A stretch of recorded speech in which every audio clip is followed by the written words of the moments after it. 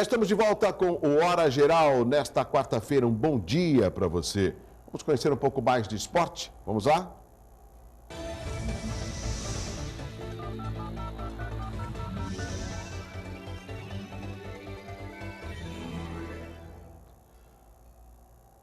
Governo abre inscrições para Bolsa Atletas, até de pesca e de pular corda. É verdade.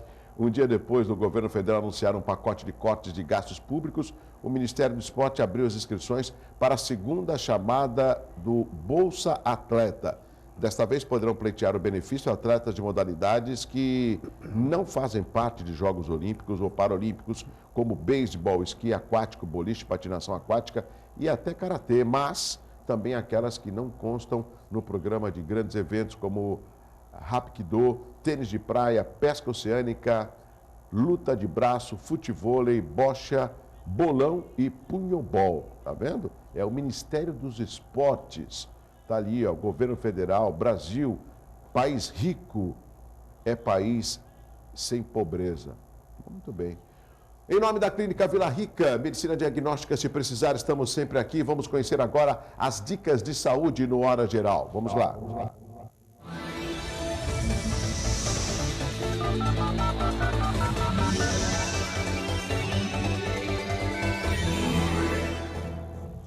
Nunca parta comprimidos revestidos e nem comprimidos em cápsulas.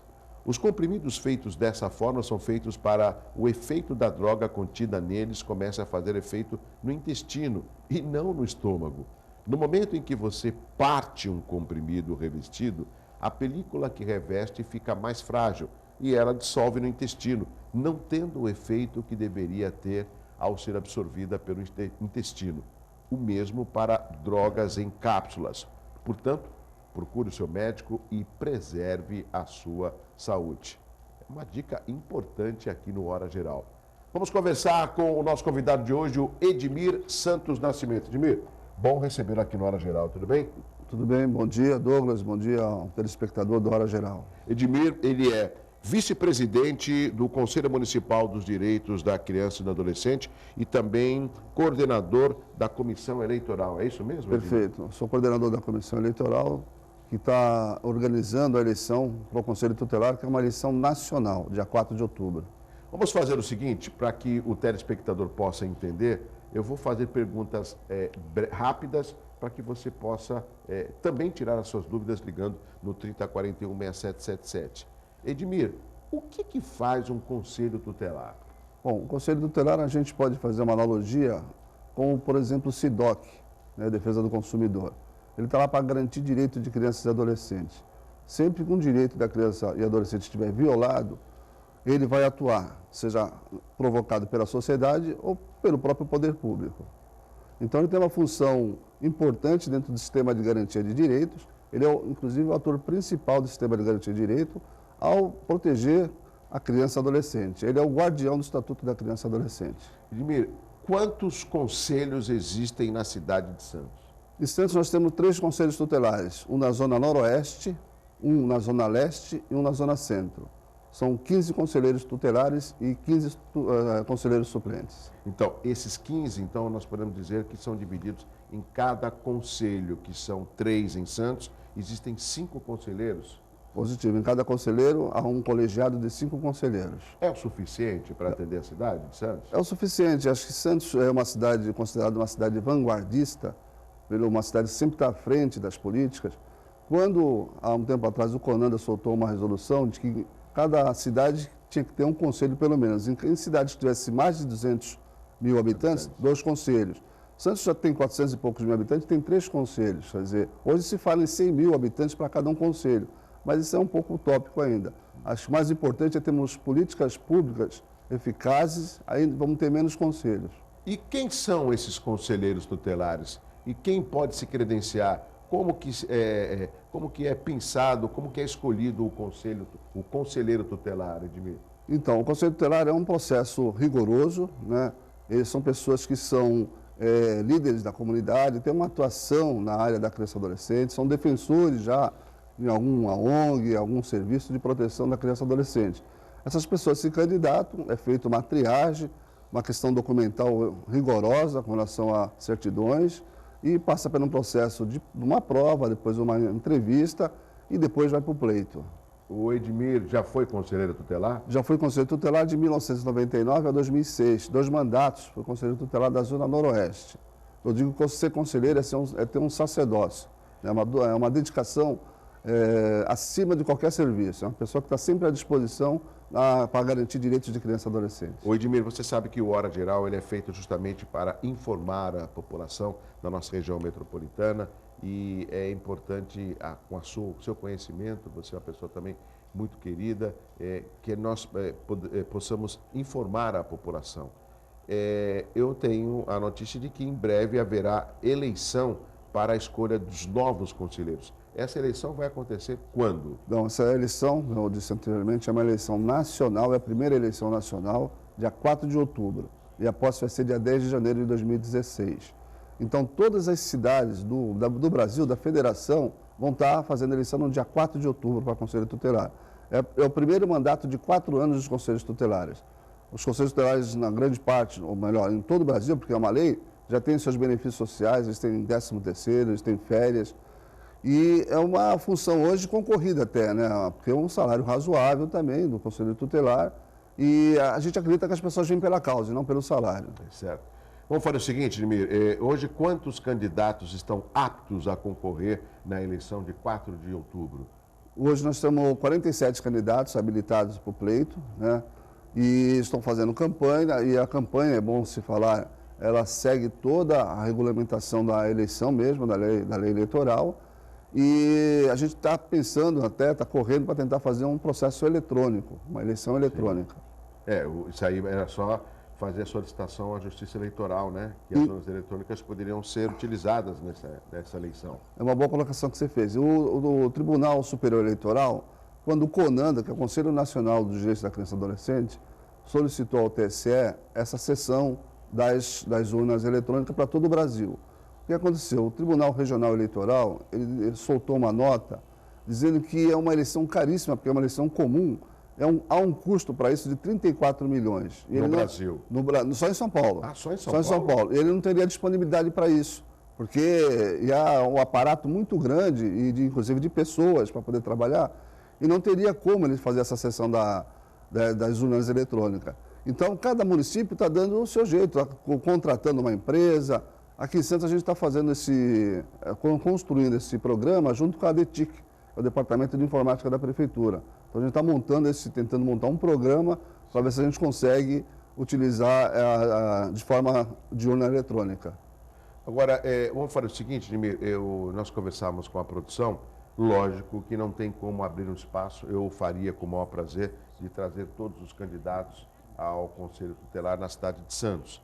Mas como são muitos, nós entramos em contato com o Edmir, a produção do Hora Geral, e durante a exposição, durante a explicação do Edmir, nós vamos colocar no vídeo as fotos de todos os conselheiros, lógico. Vamos colocar um lote agora, outro lote, num total de 47, né? Que são o número de candidatos. Então, lógico, se a gente for trazer cada um aqui, demandaria um longo tempo.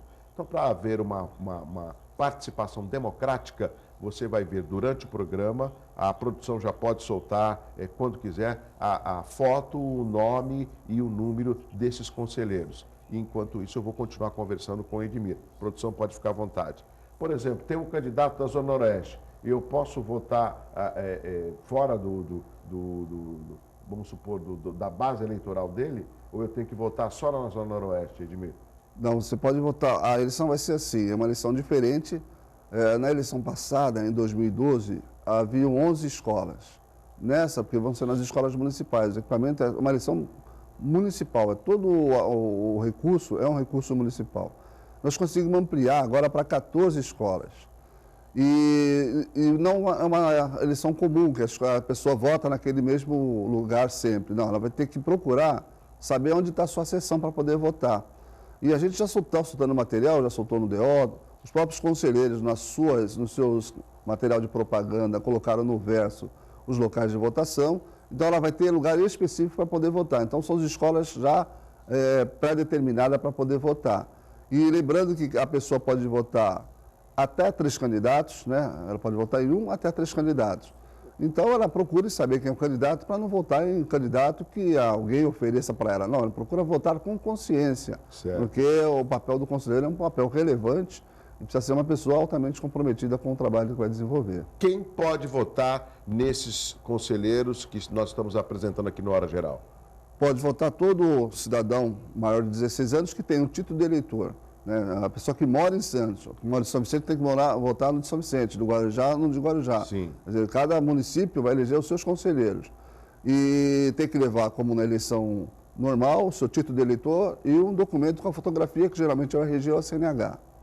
E parece que uma discussão também nas eleições anteriores, parece que os locais de votação, eles são poucos para atender a demanda. Isso foi repensado nessa eleição agora de 4 de outubro? Sim, como eu havia dito, eram 11 escolas na eleição de 2012, agora nós passamos para 14 escolas, então aumentamos o número de 3 escolas. Como eu falei, o recurso é todo municipal. Quem vai trabalhar na eleição são os funcionários, colaboradores da prefeitura, que se candidatam para poder trabalhar na eleição. Quer dizer, então o custo todo é municipal e é dificultosa a eleição, né? Então é uma eleição facultativa, é toda a eleição para Conselho Tutelar, mas essa vai ser um pouco atípica porque é uma eleição nacional, vai sofrer uma campanha nacional, então vai motivar muita gente a votar, o que a gente acha bom e interessante, porque é um voto cidadão, é uma responsabilidade social do cidadão para com a eleição do Conselho Tutelar. O Edmir, eu vejo também a importância do Conselho Tutelar, que ele praticamente ele está 24 horas à disposição da população. Porque a população, assim como o vereador, sabe onde ele mora, chega lá, pede uma ajuda, bate na porta, não importa a hora, o conselheiro está sempre pronto para atender. Os conselhos oferecem uma infraestrutura para que ele possa trabalhar e atender a população? Sim, Santos oferece uma estrutura boa para os conselheiros tutelares, cada um tem uma base, né? A da Zona Oeste agora está melhorando, a da Zona Leste também foi reformada recentemente, e da Zona Centro também é uma sede também boa. Eles têm infraestrutura, têm computadores, têm uma Kombi à disposição, eles têm telefone celular para atender à noite, porque eles trabalham em regime de plantão a partir das 18 horas, final de semana também regime de plantão, cada base de conselho tutelar tem um conselheiro de plantão para poder atender qualquer violação de direito, qualquer uma, que houver necessidade da intervenção do conselheiro, porque ele tem o poder da requisição.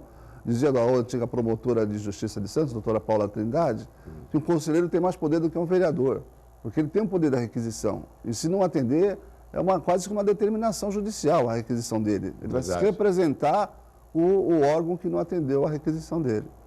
Edmir, eu vou falar o seguinte, tem que chamar o intervalo comercial. Depois do intervalo tem mais perguntas e também eu vou deixar já uma pergunta no ar para que o Edmir Santos Nascimento, que é o vice-presidente do Conselho Municipal de Direitos da Criança e Adolescente, possa responder no Hora Geral. Quantos conselheiros eu posso votar na cédula? É 1? São 2? 3? 4? Né? Para que depois, no próximo bloco, vamos apresentar mais uma vez esta série com os candidatos ao Conselho Tutelar, que vai acontecer a eleição no dia 4 de outubro. Mas tudo isso depois do intervalo. Eu volto já com Hora Geral. Quero agradecer aqui a oportunidade do meu amigo Douglas Gonçalves, essa força do programa que tem pontuado bastante a população de Santos sobre as críticas construtivas, sobre a busca do empreendedorismo, e a gente tem procurado apoiar sempre que possível. Mais uma vez agradeço a oportunidade de estar aqui.